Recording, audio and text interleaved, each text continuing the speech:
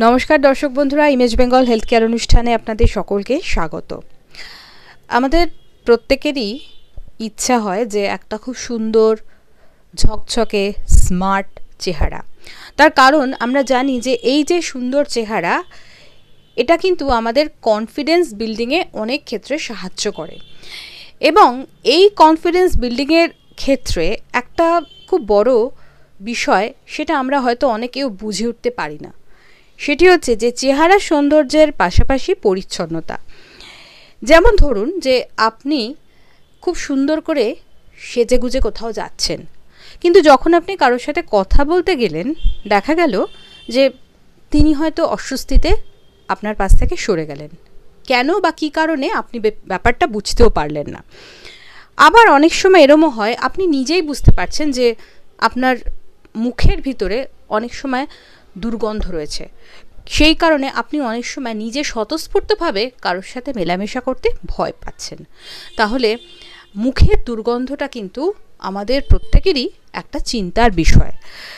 নিয়মিত ব্রাশ করবার পরেও কেন হয় মুখে দুর্গন্ধ, এবং এই মুখের দুর্গন্ধের অন্যান্য কারণগুলো কি কি, তার পাশাপাশি কিভাবে এই মুখের দুর্গন্ধ আমরা নিরাময় করতে পারি, এই বিষয়গুলো নিয়ে কথা বলতে আজকে আমরা আমাদের মধ্যে পেয়েছি consultant physician doctor S A মল্লিককে।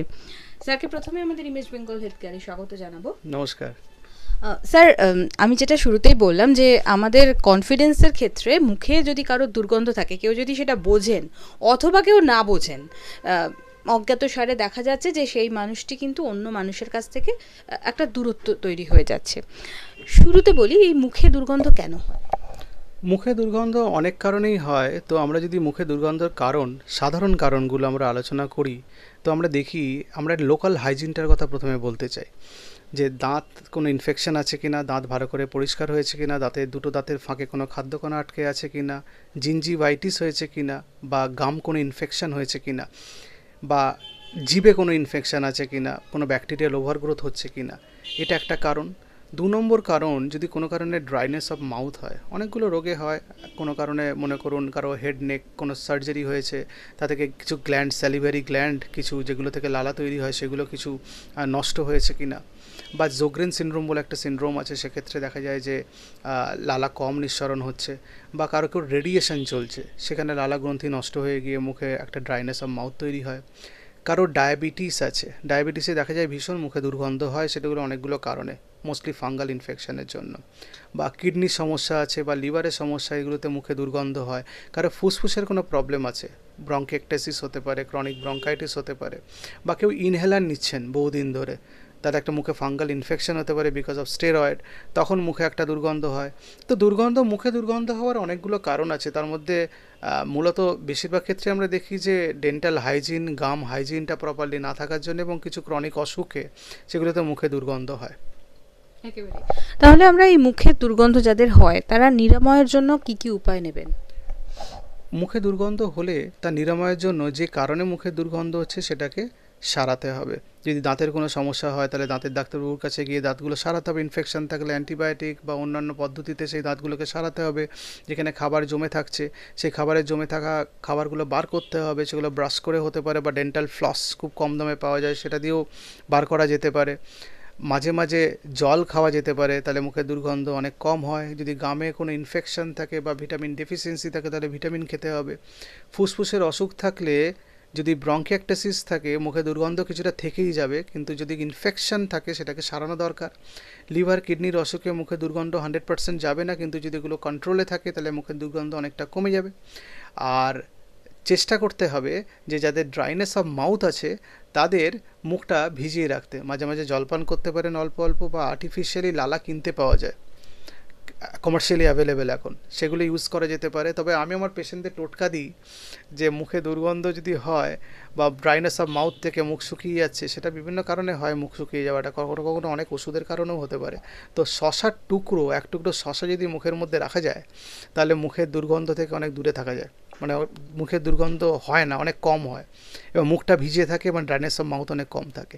তো আপনার যদি কোনো ক্রনিক অসুখ থাকে, সেগুলো চিকিৎসা করানো, ডায়াবেটিস থাকলে সেটাকে ভালো করে কন্ট্রোল করানো। যারা ইনহেলার নিয়ে মুখে ফাঙ্গাল ইনফেকশনে মুখে দুর্গন্ধ হচ্ছে, তারা ইনহেলার নেওয়ার পরে ঈষৎ উষ্ণ গরম জল দিয়ে মুখটা একটু কুলকুচি করে ফেলা, এবং মুখে যদি কোনো ইনফেকশন থাকে সেটা ব্যাকটেরিয়াল বা ফাঙ্গাল হলে, ব্যাকটেরিয়াল ইনফেকশন হলে অ্যান্টিবায়োটিক খেতে হবে, সেটা ডাক্তারবাবুর পরামর্শ নিতে হবে।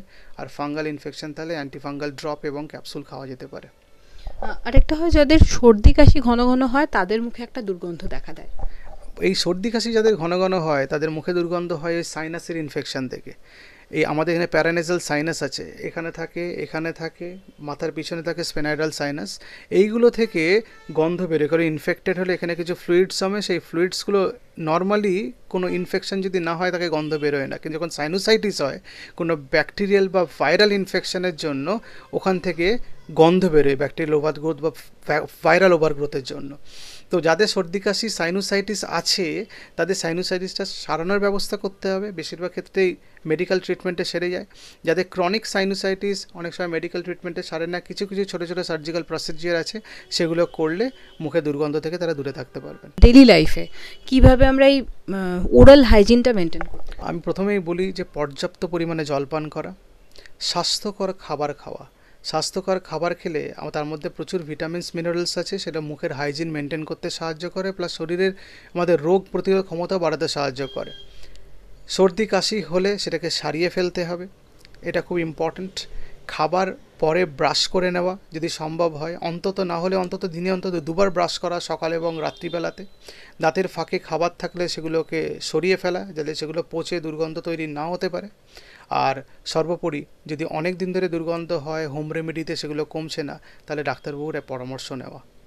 একেবারে অনেক ধন্যবাদ স্যার। আমরা মুখের দুর্গন্ধ নিরাময়ে কী কী করতে হবে সেটা স্যার খুব সুন্দরভাবে বুঝিয়ে দিলেন। আশা করি দর্শক বন্ধুরা আপনারা এই নিয়মগুলো মেনে চললে যারা এই সমস্যায় ভুগছেন বা অস্বস্তি বোধ করছেন, নিজেদের কনফিডেন্সের অভাব হচ্ছে, তারা এই সমস্যার সমাধান নিজেরাই করে নিতে পারবেন।